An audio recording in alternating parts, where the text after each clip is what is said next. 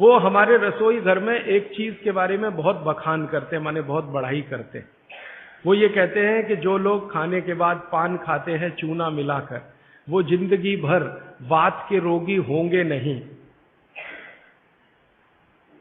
जो खाने के बाद पान खाते हैं चूना मिलाकर, वो जिंदगी भर वात के रोगी होंगे नहीं। माने चूना, वो बोलते हैं, सबसे बेहतरीन वातनाशक औषधि है। मेथी का दाना तो है ही, चूना उससे थोड़ा 1 डिग्री ऊपर है। मेथी दाने से चूना सबसे अच्छी वातनाशक औषधि है। चूने के बारे में भागवत जी का बहुत बहुत रिसर्च है, बहुत रिसर्च है। और वो ये कहते हैं कि ये भगवान की दी हुई प्रचंड मात्रा में अद्भुत ऐसी चीज है जो आपके वात के सब रोगों को दूर करेगी। माने घुटने दुखते हैं, कमर दुखती है, कंधा दुखता है, चूना खाइए। फिर वो कहते हैं कि इतना ही नहीं, शरीर में कैल्शियम जो है ना, कैल्शियम ये एक घटक है, माइक्रो न्यूट्रिएंट इसको कह सकते हैं अंग्रेजी में, सूक्ष्म पोषक तत्व है। ये कैल्शियम के बारे में जो गंभीर बात है आज के विज्ञान के हिसाब से जो मैं कहना चाहता हूं, भागवत जी ने तो 3500 साल पहले कह दिया, आज का विज्ञान उसको प्रूव कर रहा है, कंफर्म कर रहा है। वो ये कि कैल्शियम की कमी अगर शरीर को है तो आपको 20 नहीं 85 बीमारियां आएंगी। कैल्शियम की कमी अगर है शरीर को तो 85 बीमारियां आएंगी। क्या क्या आ सकता है? हर तरह का दर्द आपको होगा, हर तरह का, मांसपेशियों का दर्द, हड्डियों का दर्द, सब तरह का। हड्डियों की जितनी विकृतियां हैं वो सब कैल्शियम की कमी से आएंगे। हड्डियों के जितने रोग हैं वो सब कैल्शियम की कमी से आएंगे। फिर वो कहते हैं कि रक्त के बहुत सारे रोग कैल्शियम की कमी से आते हैं, रक्त के रोग, खून की बीमारी। फिर वो कहते हैं कि बहुत सारे कफ के रोग कैल्शियम की कमी से आते हैं। तो कैल्शियम कम नहीं होने देना चाहिए। जो विज्ञान आज का कहता है, आधुनिक विज्ञान ये कहता है कि कैल्शियम वो माइक्रो न्यूट्रिएंट है, वो सूक्ष्म पोषक तत्व है जिसके शरीर में रहने पर ही दूसरे सूक्ष्म पोषक तत्व उपयोगी होते हैं। ये 12-15 साल का रिसर्च है, एक वाक्य में मैंने खत्म कर दिया।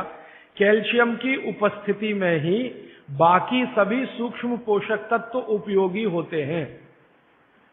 इसका मतलब यह है कि अगर आपको शरीर में विटामिन सी का असर देखना है तो कैल्शियम चाहिए, विटामिन ए का असर देखना है तो कैल्शियम चाहिए, विटामिन बी का असर देखना है तो कैल्शियम चाहिए, अगर विटामिन डी का असर देखना है तो भी कैल्शियम चाहिए, विटामिन के का असर देखना है तो भी कैल्शियम चाहिए, प्रोटीन अच्छे से आपके शरीर को काम में आए तो कैल्शियम चाहिए, कार्बोहाइड्रेट्स ठीक से आपके शरीर को मदद करे तो कैल्शियम चाहिए, फैट्स आपके शरीर में डिसॉल्व होते रहें और जहां जरूरत है वहां लुब्रिकेशन में मदद करते रहे तो कैल्शियम चाहिए। माने समझ लीजिए कि कैल्शियम अगर नहीं है तो शरीर में सब कुछ बीमारियां आने ही वाली है। इसलिए कैल्शियम की उपलब्धता शरीर को होनी ही चाहिए। अब इसके बारे में भागवत जी कहते हैं, आधुनिक विज्ञान ने अभी प्रूव किया, भागवत जी पहले ही कह गए कि हमारे शरीर की 40 वर्ष की उम्र तक, 40 से 45 वर्ष की उम्र तक जो कुछ भी हम खा रहे हैं इसी में से हमको कैल्शियम मिलता रहता है। सबसे ज्यादा कैल्शियम आप जानते हैं दूध में है, दूध, फिर दूध के बाद दही, दही के बाद मट्ठा, मट्ठे के बाद मक्खन, मक्खन के बाद घी, इन सब में भरपूर कैल्शियम है। फिर आपने खाया संतरा, मौसम्मी, नारंगी, अंगूर, द्राक्ष, जो भी खट्टे फल, आम वगैरह वगैरह, सब में कैल्शियम भरपूर मात्रा में है। फिर सबसे ज्यादा कैल्शियम फलों में माना जाता केले में है। केला भरपूर खाना चाहिए क्योंकि कैल्शियम का सबसे बड़ा भंडार है और आसानी से हजम होता है।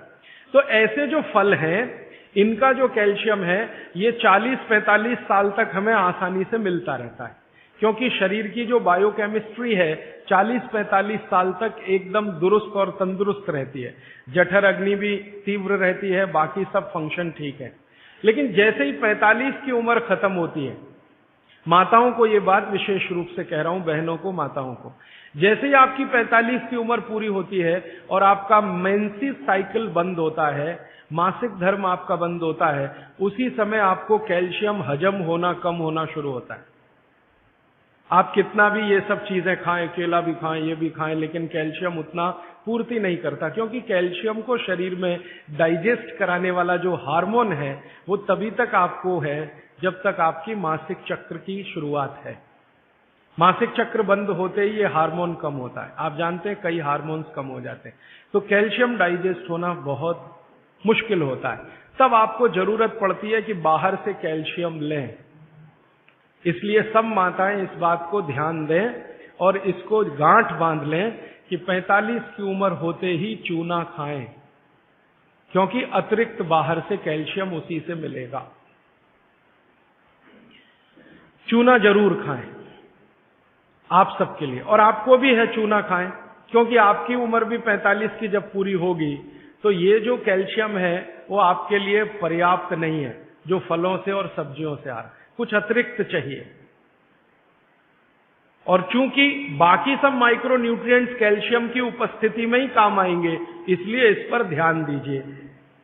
तो शायद इसलिए इस देश में एक परंपरा विकसित हुई है पान खाने की। ये पान खाने की परंपरा बहुत वैज्ञानिक है, बहुत ही वैज्ञानिक। जिसने भी शुरू की वो बागभट्ट का पक्का चेला रहा होगा, बहुत समझकर उसने ये शुरू की। और ये अद्भुत है। अद्भुत मैं इसलिए कह रहा हूं कि भारत की सब जातियों में उत्तर से दक्षिण, पूरब से पश्चिम ये परंपरा है। कहीं भी चले जाओ, आप सिक्किम में चले जाओ, अरुणाचल में चले जाओ, वो भी पान खाते हैं। और आप धुर दक्षिण में आ जाओ तो यहां भी है, उत्तर में चले जाओ, कहीं भी चले जाओ। तो ये पान खाना भारतीय सभ्यता का एक बहुत महत्वपूर्ण अंग है जो स्वास्थ्य से जुड़ा हुआ है। बस ध्यान इतना ही रखिए कि पान जो है चूने का ही खाना है। पान जो है चूने का ही खाना है। पान कभी भी कत्थे वाला ना खाएं, क्योंकि कत्था आपके लिए उतना उपयोगी नहीं है। कत्था स्वाद के लिए आप उपयोग करते हैं, चूना औषधि के लिए उपयोग करते हैं। ये बात मैं एक बार पहले भी कह चुका हूं, आज फिर से इसलिए कह रहा हूं कि कुछ नए चेहरे मैं देख रहा हूं। कल बहुत सारे नए और आज भी बहुत सारे नए चेहरे आए हैं। अब वो ये जरूरी बात से वंचित रह जाए, इसलिए मैंने ये दोबारा से कहा है। तो आपके रसोई में मेथी दाना हो गया, चूना हो गया, पान हो गया, फिर पान के बाद आपको जीरा, हींग वगैरह वगैरह, अजवाइन, ये सब हो गई। ऐसी कुल 108 औषधियां हैं। गरीब से गरीब आदमी की रसोई में ये औषधियां हैं, इनका भरपूर उपयोग करें।